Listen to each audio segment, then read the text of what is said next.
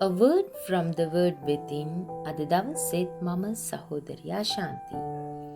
ප්‍රේමවන්තේනි අද දවසේ 2 තිමෝති 3 වෙනි පරිච්ඡේදයේ පළවෙනි පදයේ වෙතට අපි අපේ අවධානය යොමු කරන අවස්ථාවේදී අපි දක්නා වූ පදේ වන්නේ නමුත් අන්තිම දවස්වලදී අන්තරා සහිත කාලවල් පැමිණෙන බව දැනගනින්න.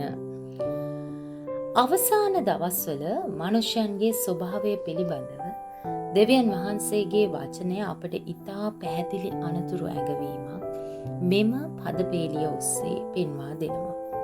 ඉතින් මෙහිදී පාවුල්තුමා පවසන්නේ මනුෂ්‍යයෝ තමන්ටම ප්‍රේම කරන්නව, ඒ වගේම මුදල් වලට ප්‍රේම කරන්නව, ඒ වගේම දෙවියන් වහන්සේට ප්‍රේම කරනවට වඩා විනෝදාස්වාදයට ප්‍රේම කරන්නා වූ ස්වභාවයකින් පවතින බවයි.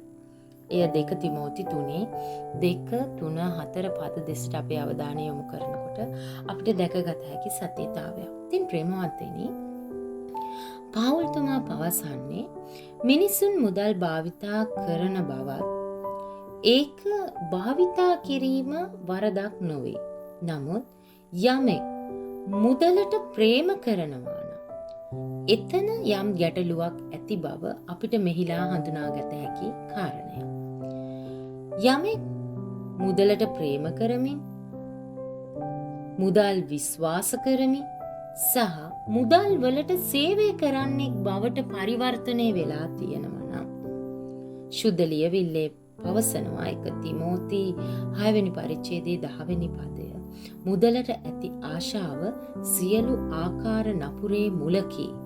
එසේනම් මුදල දෙවියන් වහන්සේට හිමි විය යුතු ස්ථානය, කෙනෙක්ගේ ජීවිතේ දෙවියන් වහන්සේට කියලා තියෙන ස්ථානය මුදල් විසින් මුදලට යටපත් කරගන්නවා නම් අපි හඳුන්වනවා එය මුදල් වලට ඔහු හෝ ඇය දක්වන වහල් භාවයක් හැටියට.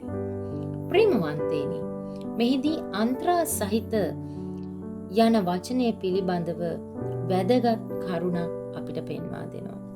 මෙම වචනය ගැන අපි අධ්‍යයනය කරනකොට විවිධ පරිවර්තනයන් තුළ විවිධ තේරුම් අපිට පෙන්වා දුන්නා. ග්‍රීක් භාෂාවෙන් අපිට මේ සම්බන්ධව පෙන්වා දෙන්නේ එහි තේරුම හැටියට දරා ගැනීමට අපහසු දැඩි හෝ භයානක කාලවල් අප අතර තිබෙන බවයි. ඉතින් ප්‍රේමවන්තයනි, මතෙව් 8 වෙනි පරිච්ඡේදයේ 28 වෙනි පදේ කියනවා යේසුස් වහන්සේ හමු දුෂ්ටාත්මයන්ගෙන් පීඩා විඳි මිනිසුන් දෙදෙනා විස්තර කිරීමට මෙම භයානක, එහෙම නැත්නම් රෞද්‍ර, එහෙම නැත්නම් අන්තරාය සහිත කියන මේ වචනය භාවිතා කරලා තියෙනවා. ඉතින් මෙහිලා අතිශයින්ම දරුණු මුහුණුවරක් අපිට පෙන්වා දෙනවා. අන්තරා සහිතයි. ඒ කියන්නේ අපිට අවදානමක් සහිත, ඒ වගේම දැඩි අපහසුකමක් තුල, දරා ගැනීමක් තුල ගමන් කළ යුතු කාල වකවානුවක් ගැන අපිට යම් ඉඟියක් පෙන්වා දෙනවා. ඉතින් මේන් අදහස් කරන්නේ මුදලට ආදරය කරන හැම පුද්ගලයෙක්ම දුෂ්ට ආත්මයන් වෙතින් පීඩා විඳිනවා කියන එක නෙවෙයි. යමෙක් මුදල් වලට ආදරය කරනවා නම් ඔහු යම්කිසි යක්ෂ බන්ධනයක්, නපුරු දුෂ්ට ආත්මයක් කරන කොටගෙන පීඩා විඳිනවා කියන එකක් මෙතන සඳහන් වෙන්නේ නැහැ. එතන කියන්නේ අවසාන දවස්වලදී ඉතාමත් භයානක වූ දරුණු ආත්මික හා සදාචාරාත්මක තත්වයන්ගෙන් පිරිහුණු කාලවකවානුවකට මිනිස්යෝ මුහුණ දීමේ සලකුණක් ගැනයි. එසේනම් මෙහිලා අපිට ලැබෙන්න ඕන අපි සොයාගත යුතු පිළිතුර කුමක්ද? පිළිතුර පැමිණෙන්නේ කා තුලින්ද? සිතන්න. ඒ පැමිණෙන්නේ යේසුස් ක්‍රිස්තුස් වහන්සේගෙන්. ඉතින් ප්‍රේමවන්තයනි, දුෂ්ට ආත්මයන්ගෙන් පීඩා විඳි එම මිනිසුන් යේසුස් වහන්සේ හමු අවස්ථාවේදී අන්ධකාරයේ බලයට දෙවියන් වහන්සේගේ පුත්‍රයාණන් වහන්සේගේ බලය එළිදරව් වුණා. එබැවින් අපි අපගේ හදවත් මේ වෙලාවේ පරීක්ෂා කරලා බලමු. මම වැඩිපුරම ආදරය කරන්නේ කුමකටද? මටද? එහෙම නැත්නම් මුදල් වලටද?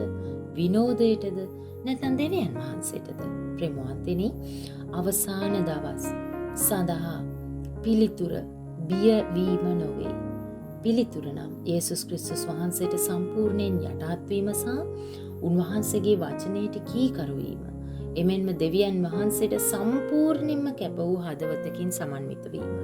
එසේනම් මේ අන්තරා සහිත කාලය පැමිණීමේ සත්‍ය අපට වෙනස් කරන්න බෑ. අන්තරා සහිත කාලය පැමිණීම අනිවාර්යයි. නමුත් දෙවියන් වහන්සේගේ කරුණාවෙන් එවැනි කාලයන් තුල විශ්වාසවන්තව ස්ථීරව සිටීමට අපි සූදානම් වෙමු.